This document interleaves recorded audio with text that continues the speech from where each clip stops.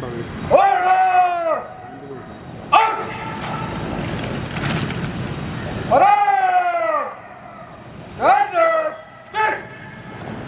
ബഹുമാനപ്പെട്ട മന്ത്രി ശ്രീ കെ രാജൻ അവർകൾ റിപ്പബ്ലിക് ദിന സന്ദേശം നൽകുന്നു. സഹോദരി സഹോദരന്മാരെ, നമ്മുടെ മാതൃരാജ്യമായ ഇന്ത്യ ഒരു സ്വതന്ത്ര പരമാധികാര ജനാധിപത്യ മതനിരപേക്ഷ റിപ്പബ്ലിക്കായി ഉയർന്നതിൻ്റെ 75ാമത് വാർഷികത്തിൻ്റെ ശോഭയാർന്ന ഓർമ്മകൾ അലതല്ലുന്ന ഈ പ്രഭാതത്തിൽ ഇന്ത്യയിലെ എൻ്റെ മുഴുവൻ സഹ പൗരരെയും ഞാൻ ഹൃദയപൂർവ്വം അഭിവാദ്യം ചെയ്യുന്നു. സ്വാതന്ത്ര്യാനന്തര ഇന്ത്യയുടെ ക്രമാനുഗതമായ മുന്നോട്ടു പോക്കിനിടയിൽ എപ്പോഴോ സംഭവിച്ച ഒരു ആകസ്മികതയല്ല റിപ്പബ്ലിക് ദിനം. സമ്പൂർണ്ണ സ്വരാജ് അഥവാ സ്വയംഭരണത്തിന് വേണ്ടിയുള്ള അടങ്ങാത്ത ദാഹവും നമ്മുടെ പൂർവികർ നടത്തിയ ഐതിഹാസികമായ പോരാട്ടങ്ങളുടെ ബൃഹത്തായ നാൾവഴി പുസ്തകത്തിലെ രക്തമിറ്റു വീഴുന്ന ഒരേടാണത്. അതുകൊണ്ടാണ് ജനുവരി 26 ആഗസ്റ്റ് 15 പോലെ തന്നെ നമുക്ക് ഏറ്റവും പ്രധാനപ്പെട്ട ദിവസമായി മാറുന്നത്. പ്രിയപ്പെട്ടവരെ, നാം പഠിച്ചതും മനസ്സിലാക്കിയതുമായ നമ്മുടെ രാഷ്ട്രത്തിൻ്റെ രക്താപമായ വീരചരിത്രത്തെ, പോരാട്ടങ്ങളുടെ നാൾവഴികളെ ഓരോന്നോരോന്നായി തെരഞ്ഞുപിടിച്ച് തിരുത്തിയെഴുതാനുള്ള നീചനീക്കങ്ങൾ നടന്നുവരുന്ന ഈ കാലഘട്ടത്തിൽ റിപ്പബ്ലിക് ദിനാചരണത്തിൻ്റെ ചരിത്രം നമുക്ക് വിസ്മരിച്ചുകൂടാ. 1929 ഡിസംബർ 29 ലാഹോറിൽ ചേർന്ന കോൺഗ്രസ് സമ്മേളനത്തിൽ പൂർണ്ണ സ്വരാജ് അഥവാ സമ്പൂർണ്ണ സ്വയംഭരണം ഇന്ത്യയുടെ ലക്ഷ്യമായി പ്രഖ്യാപിക്കുന്ന പ്രമേയം പാസാക്കിയിരുന്നു. അതേ തുടർന്ന് ജനുവരി 26 ഇന്ത്യയൊട്ടാകെ പൂർണ്ണ സ്വരാജ് ദിനമായി ആചരിക്കണമെന്ന് തീരുമാനിച്ചതും നമുക്ക് മറക്കാനാകില്ല.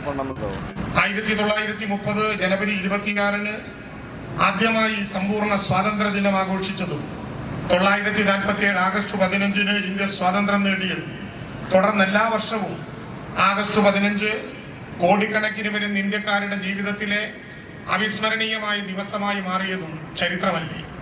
ആരെങ്കിലും തിരുത്തി എഴുതിയാൻ പുറപ്പെട്ടാൽ ഇല്ലാതാകുന്നതല്ല ബഹുസ്വര ഇന്ത്യയുടെ മഹത്തായ ചരിത്രവും അന്തസ്സാർന്ന പാരമ്പര്യവും. ഒരു ജനാധിപത്യ രാഷ്ട്രത്തിന്റെ ആദ്യത്തെ നിയമസംഹിതയാണ് അതിന്റെ ഭരണഘടന. ഇന്ത്യൻ ജനാധിപത്യം ഏറ്റവും ശ്രേഷ്ഠമായ നിലയിലേക്ക് ഉയരുന്നത് ഇന്ത്യൻ ഭരണഘടനയുടെ പിൻബലത്തിലാണ്. അതുകൊണ്ടാണ് ഭരണഘടനയെ രാഷ്ട്രത്തിന്റെ നട്ടെല്ല് എന്ന് വിളിക്കുന്നത്. നമ്മുടെ ഭരണഘടന നമുക്ക് നൽകുന്ന 4 അമൂല്യ രത്നങ്ങളെ കുറിച്ച് ഈ റിപ്പബ്ലിക് ദിനത്തിൽ നാം വീണ്ടും വീണ്ടും അഭിമാനത്തോടെ ഓർക്കേണ്ടതുണ്ട്. പരമാധികാര ജനാധിപത്യ മതനിരപേക്ഷ സോഷ്യലിസ്റ്റ് റിപ്പബ്ലിക്. രാജ്യത്തിന്റെ പരമാധികാരവും ജനാധിപത്യവും മതനിരപേക്ഷതയും സോഷ്യലിസവുമാണ് ആ 4 അമൂല്യ രത്നങ്ങൾ. കേവലം ഒരു ഓഗസ്റ്റ് 15 ജനുവരി 26 മാത്രം ഓർക്കേണ്ട ഒന്നല്ല ഈ കാര്യം. നിരന്തരം പഠിക്കുകയും പഠിച്ചവ പുതുക്കുകയും ചെയ്യുക എന്നതാണ് ഓരോ ഇന്ത്യൻ പൗരന്റെയും ഉത്തരവാദിത്വം.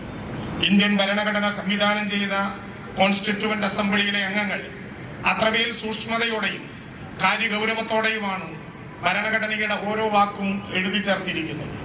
1946 ഡിസംബർ 11 പണ്ഡിറ്റ് ജവഹർലാൽ നെഹ്റു ഭരണഘടനയുടെ അടിസ്ഥാന തത്വങ്ങൾ ഉൾക്കൊള്ളിച്ചുകൊണ്ട് അവതരിപ്പിച്ച ഒരു ഒബ്ജക്റ്റീവ് പ്രമേയമാണ് പിന്നീട് ഭരണഘടനയുടെ ആമുഖമായി മാറുന്നത്. ഇന്ത്യ എന്തായിരിക്കണമെന്ന് ഭരണഘടനയുടെ ആമുഖം വ്യക്തമാക്കുന്നു. അവിടെയാണ് നാം ആദ്യമായി മേൽ സൂചിപ്പിച്ച അമൂല്യരത്നങ്ങളെ കാണുന്നത്. നമ്മുടെ ജീവശ്വാസമായ ഭരണഘടന ഇന്ത്യയെ ഒരു പരമാധികാര സോഷ്യലിസ്റ്റ് മതനിരപേക്ഷ ജനാധിപത്യ റിപ്പബ്ലിക്കായി പ്രഖ്യാപിക്കുന്നു. അതിന്റെ പൗരന്മാർക്ക് തുല്യനീതി, അവസര സമത്വം, സമ്പൂർണ്ണ സ്വാതന്ത്ര്യം എന്നിവ ഉറപ്പു നൽകുന്നു. ഒപ്പം സാഹോദര്യം വളർത്താനും വൈവിധ്യങ്ങളെ അംഗീകരിക്കാനുമുള്ള ശ്രമങ്ങളും നടത്തുന്നു. അങ്ങനെയാണ് നമ്മുടെ ഇന്ത്യ അവിശ്വസനീയമാം വിധം പ്രഭയുള്ള ഒരു രാഷ്ട്രമായി മാറുന്നത്. ഇന്ത്യയിലെ ജനങ്ങളായ നാം നമുക്ക് വേണ്ടി ഒരു ഭരണഘടനയുണ്ടാക്കി നമുക്ക് തന്നെ പ്രദാനം ചെയ്യുമ്പോൾ അതൊരിക്കലും മതബദ്ധമായ ഒരു രാഷ്ട്രബോധത്തിന്റെ അടിസ്ഥാനത്തിലേ ആയിരുന്നില്ല. രാഷ്ട്രത്തിന് മതമില്ല എന്നും ജനങ്ങൾക്ക് തങ്ങളുടെ മതവും ആചാരാനുഷ്ഠാനങ്ങളും വിശ്വാസ പ്രമാണങ്ങളും മുറുകെ പിടിച്ചുകൊണ്ട് സ്വാതന്ത്ര്യത്തോടെ ഇവിടെ ജീവിക്കാമെന്നുമാണ് മതനിരപേക്ഷ ഇന്ത്യ ഉയർത്തിപ്പിടിച്ച രാഷ്ട്രമൂല്യം. അതൊരു തരത്തിലുള്ള നിർബന്ധ ബുദ്ധിയായിരുന്നു. കാരണം മതബദ്ധമായ ഒരു രാഷ്ട്രത്തിന് യാതൊരു വിധത്തിലും വളരാനും വികസിക്കാനും കഴിയില്ല എന്നും അതിവേഗം ആ രാഷ്ട്രം ഛിന്ന ഭിന്നമായി പോകുമെന്നും കോൺസ്റ്റിറ്റ്യൂവന്റ് അസംബ്ലിയിൽ ഡോക്ടർ BR അംബേദ്കർ ഉൾപ്പെടെയുള്ള 389 അംഗങ്ങൾ മനസ്സിലാക്കിയിരുന്നു. അങ്ങനെ ഒരു ദുരന്തം സമീപ ഭാവിയിൽ മാത്രമല്ല വിദൂര ഭാവിയിൽ പോലും ഇന്ത്യക്ക് സംഭവിക്കരുത് എന്നതായിരുന്നു അവരുടെ നിർബന്ധം. അതുകൊണ്ടാണ് we the people of India എന്ന വാചകം കൊണ്ട് ഭരണഘടനയുടെ ആമുഖം ആരംഭിക്കുന്നത്. ജവഹർലാൽ നെഹ്റു അവതരിപ്പിച്ച ഭരണഘടനയുടെ ആമുഖത്തെ കുറിച്ച് ഡോക്ടർ BR അംബേദ്കർ പറഞ്ഞത് ഇങ്ങനെയാണ്: സ്വാതന്ത്ര്യം, സമത്വം, സാഹോദര്യം എന്നിവ ജീവിതത്തിന്റെ തത്വങ്ങളായി അംഗീകരിക്കുന്ന ഒരു ജീവിത രീതിയാണ്. അതിനെ പരസ്പരം വേർപെടുത്താനും കഴിയില്ല. ഇന്ത്യയുടെ മതേതരത്വ മനസ്സിൽ വിള്ളലുണ്ടാക്കി മനുഷ്യരെ തമ്മിൽ വിഭജിപ്പിച്ച് ഒരു മതരാഷ്ട്രമാക്കി പരിവർത്തനപ്പെടുത്താൻ കഴിയുമോ എന്ന ശ്രമം ചിലരുടെ ഭാഗത്തുനിന്ന് ഉണ്ടായിക്കൊണ്ടിരിക്കുന്നുണ്ട്. ഭരണഘടന വിഭാവനം ചെയ്യുന്നത് പോലെ ഇന്ത്യ പൂർണ്ണമായ അർത്ഥത്തിൽ മതനിരപേക്ഷ രാഷ്ട്രമാണ്. ഒരു കാലത്തും അതിനെ ഒരു മതരാഷ്ട്രമാക്കി സംവിധാനം ചെയ്യാൻ സാധിക്കുകയില്ല. ഇന്ത്യയെ മതരാഷ്ട്രമാക്കി പരിവർത്തനപ്പെടുത്താനുള്ള നീക്കങ്ങളെ ഉയർന്ന ജനാധിപത്യ ബോധമുള്ള ആർക്കും അംഗീകരിക്കാൻ കഴിയുന്നതല്ല.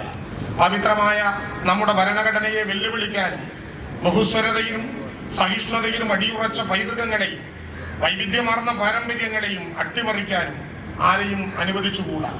ഇന്ത്യയുടെ ആത്മാവാണ് ശ്രേഷ്ഠമായ ഭരണഘടന. അത് അസ്ഥിരപ്പെട്ടാൽ ഇന്ത്യ ഇല്ലാതാണ്. വർഗീയമായ വേർതിരിവുകളല്ല, മനുഷ്യനെന്ന ഉയർന്ന വർഗബോധമാണ് നമ്മളെ നയിക്കേണ്ടത്. വർഗീയതയ്ക്കുള്ള യഥാർത്ഥ ചികിത്സ വർഗൈക്യമാണ്. ആത്മാഭിമാനവും ജനാധിപത്യ ബോധവുമുള്ള മനുഷ്യവർഗം എന്ന നിലയിൽ രാഷ്ട്ര പുരോഗതിക്ക് വേണ്ടി അക്ഷീണം യത്നിക്കാൻ നമുക്കുള്ള അനിവാര്യമായ ചുമതലയെക്കുറിച്ച് ഈ കാലം നമ്മളെ കൂടുതൽ ബോധവാന്മാരാക്കുന്നു.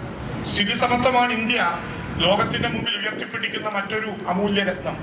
തുല്യനീതിയും അവസര സമത്വവുമാണ് എല്ലാവരെയും ഉൾക്കൊള്ളുന്ന വികസനം എന്നതുകൊണ്ട് നാം ആത്യന്തികമായി ലക്ഷ്യമിടുന്നത്.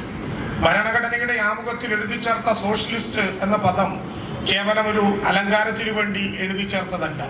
പണ്ഡിറ്റ് ജവഹർലാൽ നെഹ്റുവിനെ പോലുള്ള മഹാരഥന്മാർ സമയമെടുത്ത് നല്ലതുപോലെ ചിന്തിച്ചും കൂടിയാലോചിച്ചും സ്വീകരിച്ച ആശയമാണ്. നെഹ്റുവിന്റെ സോഷ്യലിസ്റ്റ് വീക്ഷണവും മതേതരത്വ കാഴ്ചപ്പാടും ദേശകാലങ്ങളെ അതിജീവിക്കുകയും അതിന്റെ പ്രസക്തി ലോകമുള്ള കാലത്തോളം നിലനിൽക്കുകയും ചെയ്യും. സോഷ്യലിസവും മതേതരത്വവും ഇല്ലായ്മ ചെയ്യാൻ ശ്രമിക്കുന്ന പുതിയ കാലത്തിന്റെ ശക്തികളോട് സന്ധിയില്ലാത്ത പോരാട്ടത്തിന് സജ്ജരാകുന്നതിനും ഭരണഘടനയുടെ വെളിച്ചം വീണ്ടെടുക്കുന്നതിനും നെഹ്റുവിന്റെ ആശയങ്ങൾ നമുക്ക് മാർഗദീപമാകണം. സബ്കാ സാത്ത് സബ്കാ വികാസ് എന്ന ആശയവും വികസിത ഭാരത് എന്ന ആശയവും മൂർത്തമാകണമെങ്കിൽ എല്ലാ വിഭാഗം ജനങ്ങളെയും ഉൾക്കൊള്ളുന്ന സമഗ്രവും സമ്പൂർണവുമായ ഒരു വികസന മാതൃക സൃഷ്ടിക്കേണ്ടതുണ്ട്. അതുകൊണ്ടാണ് കേരളം സർവതല സ്പർശി എല്ലാവരെയും ഉൾക്കൊള്ളുന്നതുമായ വികസന നയസമീപനങ്ങൾ ഉയർത്തിപ്പിടിക്കുന്നത്. ലോകത്തിന്റെ പ്രശസ്ത നേടിയ കേരള മോഡൽ പുതിയ കാലത്തിലേക്ക്, പുതിയ തലത്തിലേക്ക് ഉയരുകയാണ്. നിസ്സരായവർക്ക് കൂടി വികസനത്തിന്റെ ഗുണം ലഭിക്കണം.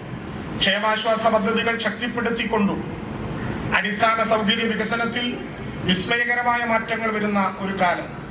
ആധുനിക വ്യവസായത്തിന്റെയും വളർച്ച സാധ്യമാക്കുന്ന കാലം.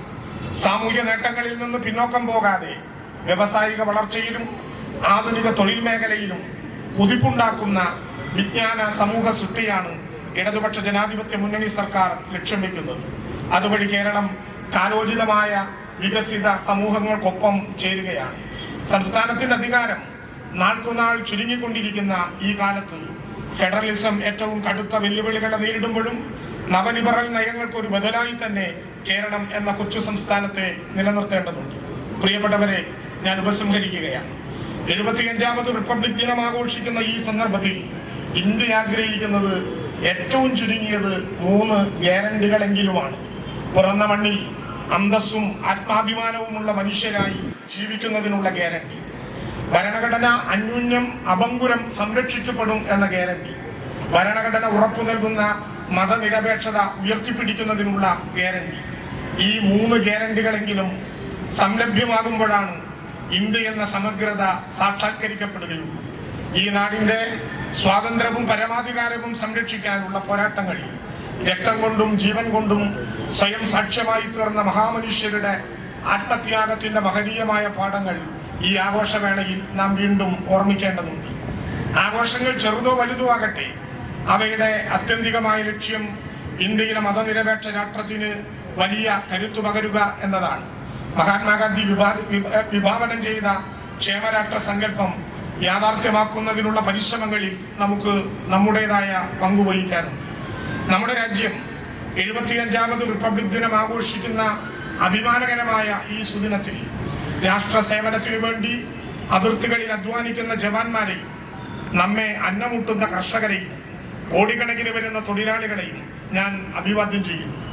രാജ്യത്തിന്റെ പരമോന്നത പുരസ്കാരങ്ങൾ നേടിയ മഹത് പ്രതിഭകൾക്കും വിശിഷ്ട സേവനത്തിനുള്ള രാഷ്ട്രപതിയുടെ പുരസ്കാരങ്ങൾ നേടിയവർക്കും ധീരതയ്ക്കുള്ള പുരസ്കാരങ്ങൾ നേടിയ കുട്ടികൾക്കും മുതിർന്നവർക്കും എൻ്റെ അഭിനന്ദനങ്ങൾ. ഇന്ന് ഈ ചടങ്ങിൽ ആദരിക്കപ്പെടുന്ന വിവിധ മേഖലകളിൽ മികവ് പുലർത്തിയവരെയും ഞാൻ സർവാത്മന അഭിനന്ദിക്കട്ടെ.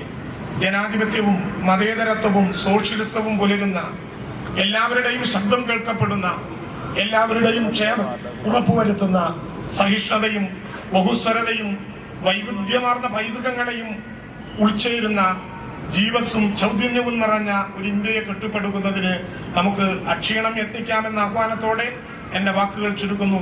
ഏവർക്കും ഏറെ സന്തോഷത്തോടെ റിപ്പബ്ലിക് ദിന ആശംസകൾ നേരുകയും ചെയ്യുന്നു.